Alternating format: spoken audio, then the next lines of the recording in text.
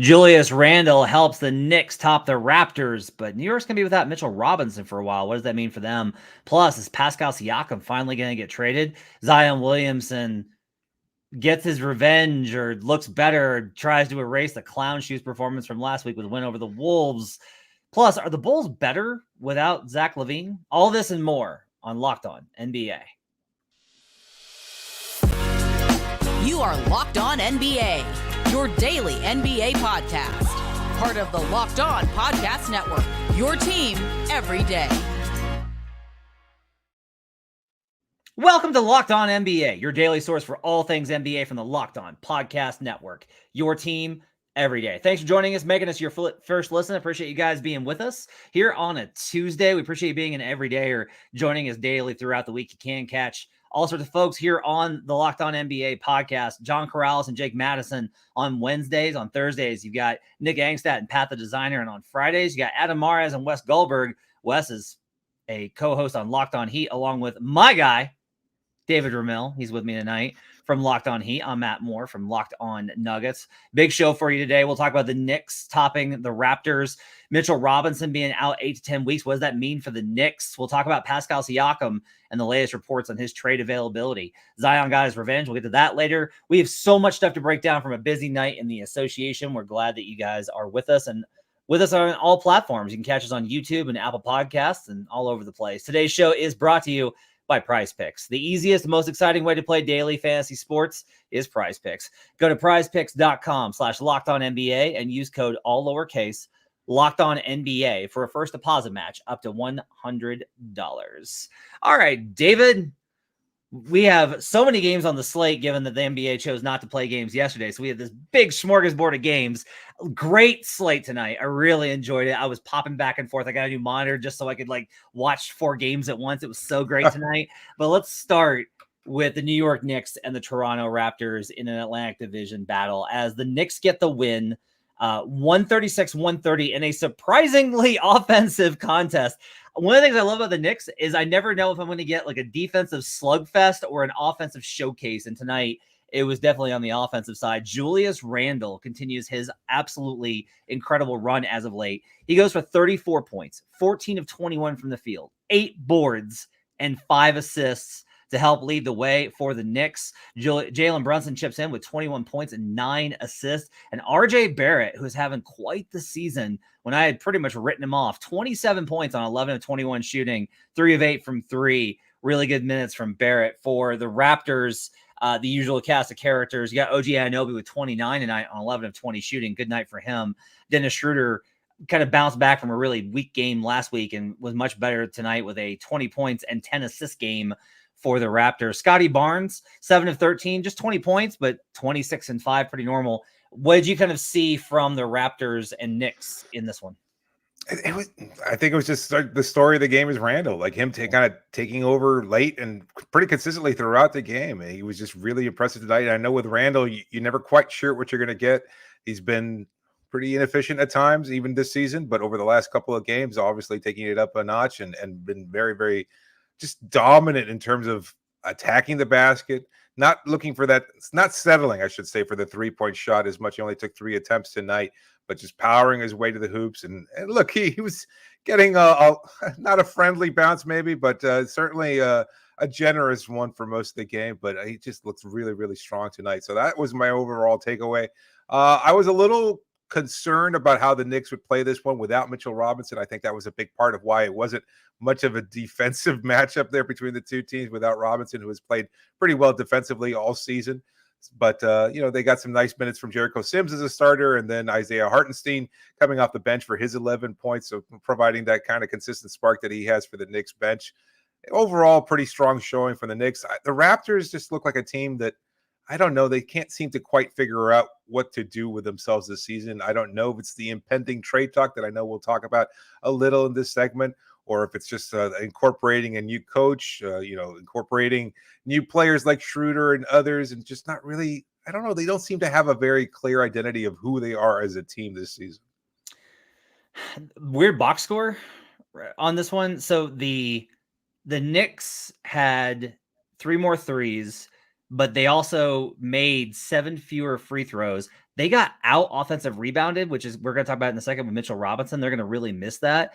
And the Raptors had more fast break points, but the Knicks were able to put up 61% shooting in this one. They did shoot really efficiently from 3 at 59% from 3. Raptors defense just wasn't there. And I think you're starting to see if the Raptors are not going to be consistent, they're going to have no chance. Like they don't have the talent to be Right. To be inconsistent and win, which is going to lead us to some questions about Siakam. Mitchell Robinson, the news did come out today that he's out 8 to 10 weeks following ankle surgery. I kind of mentioned it there, but they're really going to miss him in terms of he was playing at a defensive player of the year level in terms of rebounds and blocking shots, the kind of things that get you on that list. He has been absolutely phenomenal for them. And a big part of their offensive formula has been offensive rebounding. So I'm going to be curious to see, but I will say, like, look, this is a great offensive performance versus a pretty tough Raptors team that at least makes things uncomfortable for you. And the Knicks did pretty well there. So a good start for them without Randall. As for Siakam, reports surfaced today again from The Athletic and Shams Charania, who reported on a number of different conversations. There's always going to be skepticism about whether or not Masai Ujiri is actually going to trade folks. One executive described it as a game of chicken with the Raptors because they're always so hard to deal with. Yeah. One thing that Charania reported that I've heard is that OG Anunoby is unlikely to be traded. Pascal Siakam, however, is. He mentions the Hawks as a potential suitor, along with the Sacramento Kings and Indiana Pacers. I love the fit on all 3 of those teams for Siakam. I really, to be quite honest with you, I want to see Siakam on a different team just to get a different look. I think he's really good. Yeah. We'll see if Masai ever pulls the plug, but I do think it's notable that there seems to be a shift where OG Anunoby is going to be part of a rebuilding core alongside Scotty Barnes, and they'll use whatever they get in the Siakam trade. But I do at this point, with the caveat that's the Raptors, and you never really can tell, I expect Siakam to be gone by the deadline. Yeah, I'm starting to lean that way too. It just doesn't seem like it's working, and I don't think they have any intention of paying him what he thinks he's worth. Have you heard anything in terms of the speculation regarding what his next contract may or may not look like? I mean, look, this is a guy that was all NBA a couple seasons ago. Yeah. And we see the kind of contracts that are handed out. Anybody that trades for him is going to have to be ready to go ahead and hand out a ton of money, if not a max. Like it's going to be several hundred or over 100 million for sure. And then from there, it's a question of like, does it get into the 35, 45, that kind of range or not going forward? I don't know that there's like a definite number there, but I would be pretty surprised if he is not paid like a max superstar in the next place that he goes, which honestly, that's one of the things that there are a lot of questions about in terms of both Indiana, Sacramento, and Atlanta is whether ownership is willing to fit the bill for adding another max superstar. Yeah, that's what my question was going to be. Like, I don't know of those teams that you listed, which one of them is willing to pay Siakam the kind of money that, again, he thinks he's going to get. So that makes any trade with Toronto is already complicated enough. That factor in there as well kind of is a problem. I suppose that's a Siakam problem, right? No team that kind of trades for him. I guess they're going to give up something in exchange for him. So you might wind up acquiring a player for a short-term rental rather than a long-term acquisition if you can't afford or choose not to re-sign him at whatever price he might command over the summer. So I don't know. It's Toronto just, again, seems like they're not gearing for the playoffs. I mean, the Eastern Conference, they still have a shot, but with Siakam kind of looming over everything, it feels like they just need to move on from him once and for all. On the other side, Zion Williamson had a miserable experience in the in-season tournament in Las Vegas. Well, at least on court. But he bounced back in a big way on Monday night. We'll talk about the Pels' big win over the Wolves. Plus, the Orlando Magic get revenge on the Cavaliers as they keep their surprising Eastern Conference run going. We'll talk about all that and more on the other side on Locked On NBA. Right now, I want to tell you about Gametime. I was in Vegas, and I will tell you, I didn't because I was working and I got caught up with a column. I almost caught U2 at the Sphere. And the reason I was going to be able to catch U2 at the Sphere, because I wasn't going to be able to shell out the way that those tickets were on other sites, is I kept checking Gametime and seeing those prices tick lower and lower as we got closer to the night of the event. A tip there, with Gametime, you can buy tickets to events after they start. So if you're willing to miss the first quarter, or if you're willing to miss maybe the first song on the set list, you can grab tickets at absolutely crazy prices. I was just like, okay, I'm not going to go. I'll go catch him next time. I was just curious though, after doors opened, before YouTube goes on, there were tickets at $82 a pop for tickets that had been $400 the night before. So, and that's before YouTube even hits the stage. And so you can do all that with Gametime. It's a phenomenal app. I use it for all my ticketing. I'm buying Christmas presents for my wife. She's a huge Avalanche fan. I'm getting her tickets for the Avs on Gametime because that's the best, honestly, the best app to use. They've got flash deals and sponsor deals on tickets for football, basketball, baseball, hockey, concerts, comedy, theater, and more. Take the guesswork out of buying tickets with Gametime. Download the Gametime app, create an account, and use code LOCKEDONNBA, LOCKEDON NBA for $20 off your first purchase. That's download the Gametime app with code LOCKEDONNBA for $20 off your first purchase on Gametime. We'll be right back on Locked On NBA. Back here on Locked On NBA, I'm Matt Moore alongside David Ramil. David, let's go ahead and let's head on over to the Western Conference and let's head down to the Bayou where I got done. So all of the content that I did off of the in-season tournament, I wrote a column and I did video spots for action. I did all these different things that I've done. And all of it was like, one of my big takeaways was like, I'm out on the Pelicans. That's it. I'm done. I'm sharpieing them out. I cannot take them seriously after that clown shoes performance versus the Lakers because they really were like that team just looked like they had no leadership, no zip, no life. It was pathetic the way they played in the in-season tournament. Like a team that was just happy to go ahead and take the $100,000 and a free trip to Las Vegas to be able to enjoy that $100,000. And so what, of course, do the Pelicans do? They turn around and they get the win on Monday night versus the Minnesota Timberwolves, the Western Conference's best team record-wise. Now, the Wolves without Anthony Edwards, that's always a relevant point, but they held Karl-Anthony Towns to 17 points on 5 of 11 shooting, and Zion Williamson, after all the criticism and all the conversation about his weight and his conditioning and all this, 36 points on 13 of 17 shooting. He missed 4 shots, 10 of 12 from the line, 5 boards, 2 assists, a steal, and a block, a plus 26. CJ McCollum added in 23. Brandon Ingram added in 20 on 5 of 13. Quiet night for him. The bench did its thing defensively, and the Pelicans got a big win over the Minnesota Timberwolves. I'm not surprised because this is how it goes, but I will say I'm not going to get fooled by this. I'm not going to get suckered in against David. Like, they showed us who they are with that performance on Thursday. This win versus a shorthanded Wolves team at home does not get me off of my skepticism and criticism towards what the Pelicans should be based off of their leadership from their stars. What are they missing? Like there seems to be an element missing, right? That's what leads to the inconsistency. And it's not just the fit between Ingram and Williamson, because each of them are capable of performances like what we saw from Zion tonight. And maybe not quite as dominant on the Ingram side of it, but he's still a really good player. And they seem to have on paper a really well-rounded cast, great roster, lots of nice depth there. Really good pieces, but they're missing something. And I just don't know what that is. Do you have an idea? I think it's on-court leadership and floor generalship. I don't know that he would want to do this, but if Chris Paul wanted to end his career where it started, I honestly think that'd be a really good fit for his last year. Wow.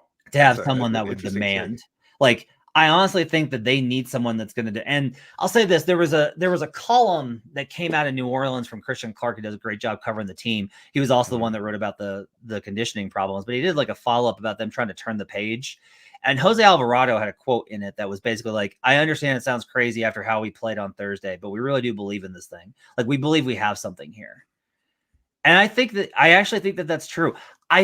For me, when I watch them, David, like, I recognize there is something in there of a special team. We saw it last year before the injuries took them out in December, and we've seen them at times. It's one of the reasons I really like them to win the in-season tournament was because there's that potential. They have so much athleticism, and they can be nasty defensively when they want to be.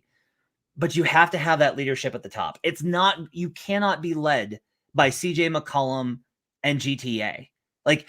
Herb Jones is too young. Trey Murphy's too young. These guys are too young.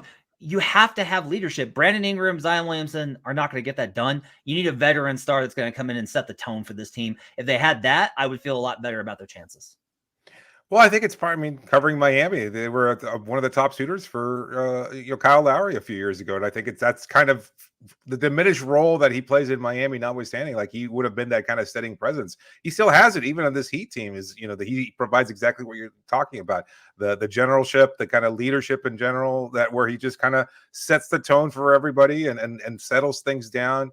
Limited athleticism, but you've got plenty of athletes on the New Orleans roster already, so you don't really need that from your point guard position. So it's an interesting take there. I hadn't really considered that, but I mean, let's talk about Zion. Let's talk about the performance tonight, because I mean, I know Gobert was in foul trouble, but no matter who was on Williamson, it didn't seem to matter.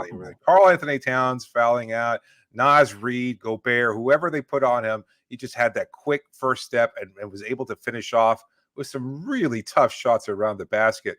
Really nice touch there, but it was just an incredible performance from him. And to get to the line, again, that just kind of shows the dominant physicality of a player like Zion. And it's what makes, I think, it's so frustrating for Pelicans fans, is that they don't see it as consistently, which leads to all that ridiculous talk about his weight and the conditioning, which I think are real concerns. And I just hope that we're not talking about Zion 10 years down the road as a player who could have been an all-time great if not for that factor. So we're both influenced by the teams that we cover, right? And like, I'm in the locker room nightly with Denver, and what I'll say is I think Joker early on in his career kind of thought like, well, I'm doing great anyway, why do I need to put the extra work in? And someone really got it. There was a trainer, Felipe, who works with the Nuggets, and he really got up in Jokic's face and was like, you can be great, you could be MVP, but you got to put the work in.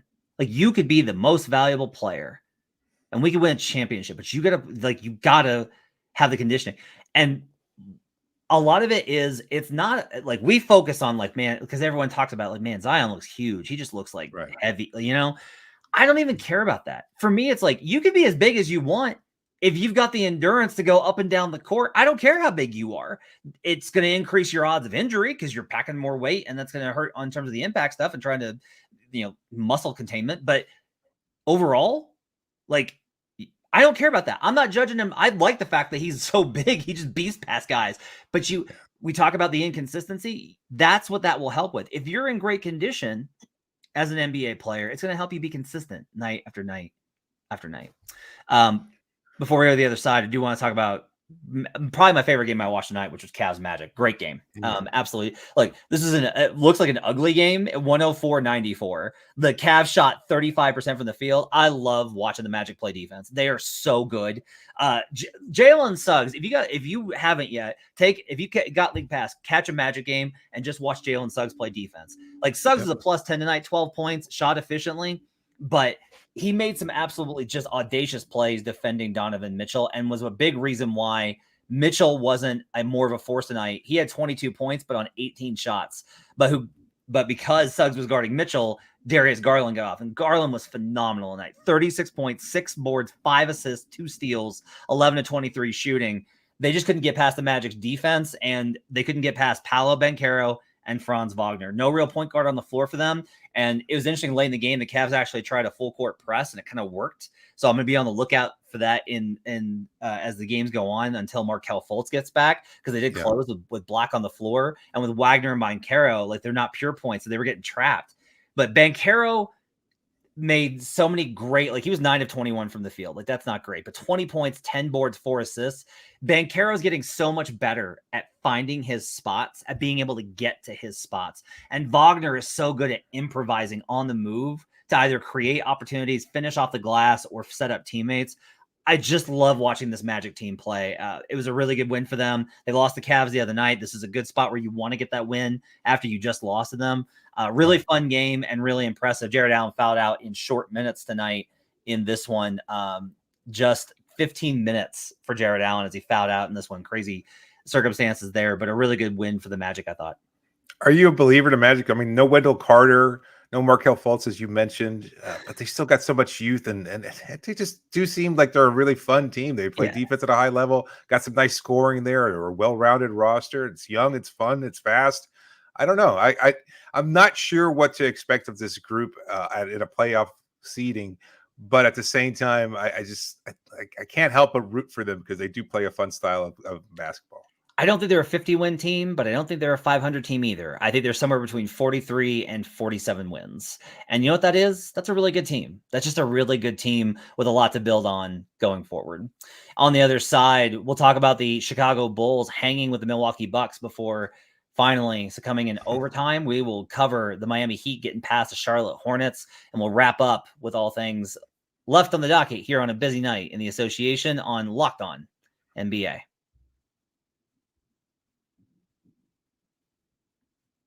Final segment here on Locked On NBA. Thanks for joining us. Appreciate you guys being with us.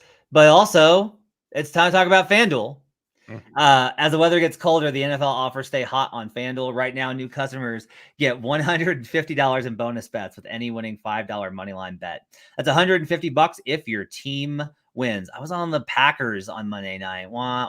Tough night for me. But I did put in a bet on FanDuel on the Orlando Magic -2. Got that one home.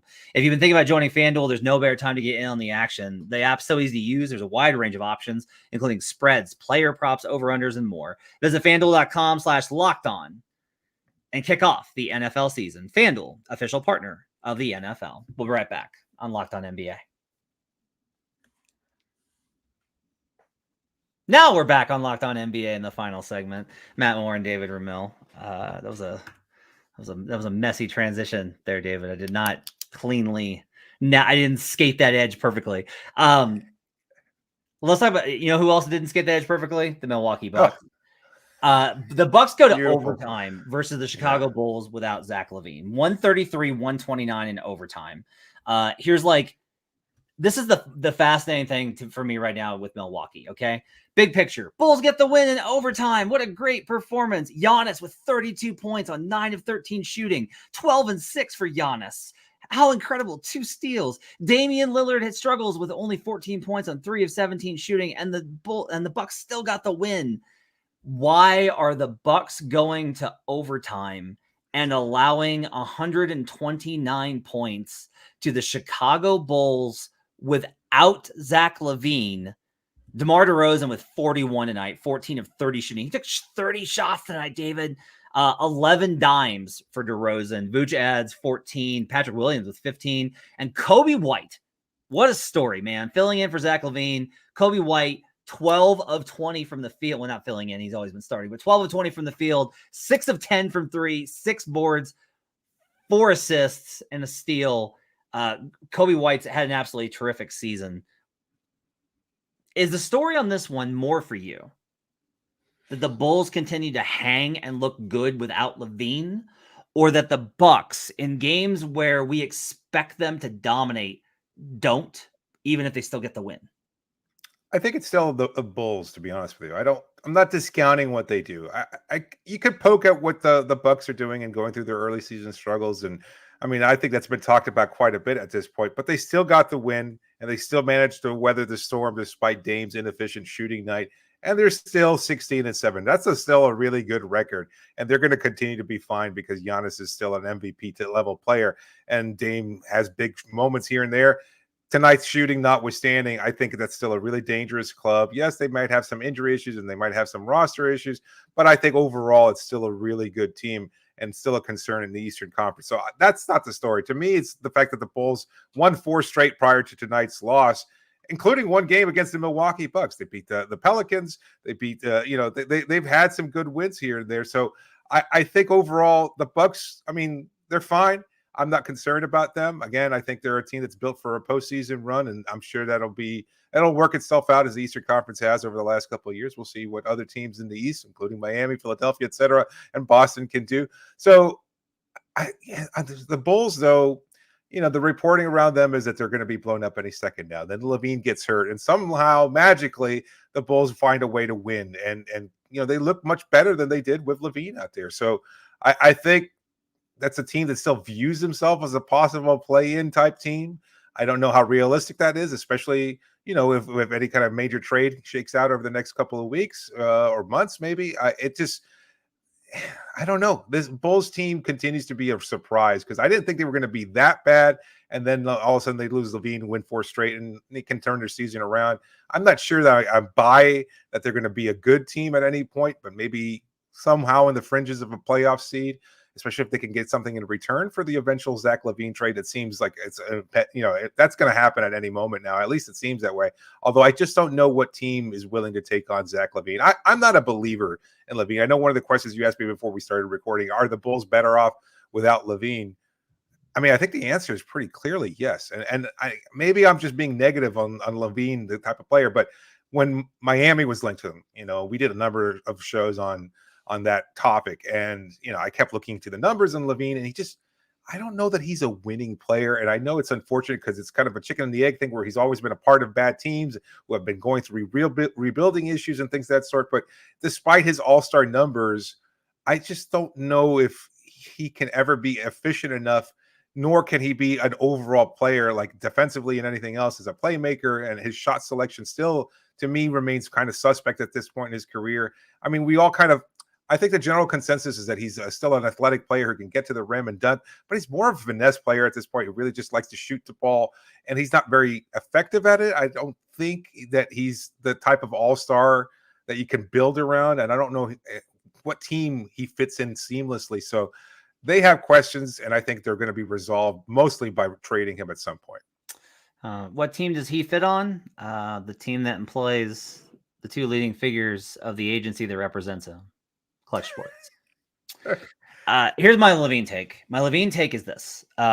Zach was on pace to be like an all-NBA guard. He looked phenomenal. He made a real leap both in three-point volume, efficiency, shot selection, and playmaking. Like, he looked like he was an engine. And then he had DeMar DeRozan. Now, DeMar's been great. It's not about DeMar. This is a thing that is this is one of those indeterminable things about basketball. This is not like I don't watch games and go like the Bulls suck because of DeMar DeRozan. No, like DeMar plays great. The problem, though, I do think, is that when DeMar came, I do think he stunted LaVine's growth. And I think LaVine kind of knows that. And I think that the situation is uncomfortable. And there's been some reports that LaVine's basically checked out. And I don't blame him. There was reports that he was upset about being benched last year versus the Magic. That's loser behavior, man. Get over it. You don't want to get benched. You got to play better. You got to be so good that the coach can't take you off. You have to be so good defensively, not elite, but good enough defensively that he's not we're better off without you. You can't ever get there, right? However, I do think that when LaVine goes to a situation where he's got enough support, I don't know, LeBron James and Anthony Davis, he's probably going to look really good. And he's going to look better than the players that are there. I don't know, D'Angelo Russell, who's chirping at Bruce Brown about an in-season tournament game. I think that there's still a lot of good basketball left for Zach LaVine. He's a guy that I believe in. And I do think that we have two incidences of both LaMarcus Aldridge and Zach LaVine, of guys, and honestly, Kyle Lowry to a certain degree, of guys that played with DeRozan, and for whatever reason, it was harder for them. That they didn't look as good as they did when DeRozan wasn't on the floor. And to me, that's a very interesting kind of thing to kind of manage. Even if I agree with you that the way that LaVine has carried himself the last couple of years, I do think is contrary to winning basketball in a lot of ways. On the Bucks side, go ahead. Well, no, if you're on the Bulls, though, do you entertain offers for DeRozan or LaVine or both? Well, let's get to what Shams Charania reported. So he reported that the teams continue to ask about LaVine, listing both the Lakers and the Philadelphia 76ers, but said that both are operating from positions of patience and due diligence. What that honestly probably means is why make a trade now when the Bulls will probably only get more desperate as the situation continues. DeRozan, the Athletic Sam Amick recently reported DeRozan's preferred trade destinations if he gets dealt, he's expiring, are the Knicks and the Heat. That seems pretty likely to me. Not the Heat, but I think DeRozan gets moved just because he's an unrestricted free agent. I think if they trade LaVine, DeRozan's going to be hey guys, I'm not going to be back. I don't want to do this. I don't want to sit through this year. Go ahead and move me. And if you're the Bulls, you got Kobe White, Patrick Williams is playing well. Most relevant, I think, to listeners though, because this is the guy that gets mentioned. And I need to make this clear because I've heard this too. And it's also the logical thing. Charania reports this. A bevy of teams have expressed interest in trading for Bulls utility star Alex Caruso, league sources say, but the franchise has shut down those calls. For the love of God, please stop putting together Twitter trade proposals where the Bulls just throw in Alex Caruso he's free napkins and chopsticks with your carryout order. Please stop acting like it's buy LaVine, get Caruso free. Stop that. Alex Caruso they recognize the value, and if they move him, it's going to take a lot to get there. Now, they may wind up moving him before the deadline, but he's not going to be a throw into a LaVine deal, and people need to stop talking about it like that. So answer the question then. Do you trade DeRozan or LaVine? I mean, I know I traded both, man. Look, this team's going nowhere. I don't think you can win with that combination. I think that if you traded DeRozan, maybe things turn around, but LaVine, I think it's too far gone. The situation is too burned out. And honestly, that's on LaVine partially too. I don't want to bring LaVine back if he's going to have this kind of attitude. Like, no, like we need guys that want to be here and want to be leaders. You know, D'Angelo Russell and I guess Rui Hachimura, come on down. Go ahead and get that deal done with whatever lingering assets the Lakers have left in draft pick compensation. Get that deal done. DeRozan, I think they'll be able to pull probably more out of. I do kind of wonder, Philly with DeRozan is the one that I keep looking at. Yeah, that's the one that I think that I'm really interested in is like, okay, you got Maxey who balances out the 3-point volume, and you've got Embiid. DeRozan and Embiid can run pick and roll, and Embiid would respect DeRozan. That to me seems like a pretty okay move. I just don't know if Daryl Morey goes for a mid-range assassin like DeMar. Yeah, and you just mentioned the fact that LaVine's own development kind of stunted after they acquired. You want to do that to Maxey as well? Like, I mean, I know again he's a free agent, and maybe you're not necessarily going to re-sign him or anything like that. But I don't know why you'd acquire him, especially when your young, all-star type point guard is having such a great season. That's a tough thing to consider. Definitely. Let's go wrap it up for Locked On NBA. Thanks for joining us. Want to let you know that Locked On has launched the first ever national sports 24/7 streaming channel on YouTube. Locked On Sports Today is here for you 24/7, covering the top sports stories of the day with local experts of Locked On, plus our national shows covering every league. Go to Locked On Sports Today on YouTube and subscribe to the first ever national sports 24/7 streaming channel. You can catch David Ramil over at Locked On Heat. I'm at Locked On Nuggets. Tomorrow, you can catch John Corrales and Jake Madison here on Locked On NBA. Appreciate you guys being with us. Hope you have a great week. We'll see you guys again next time on Locked On NBA.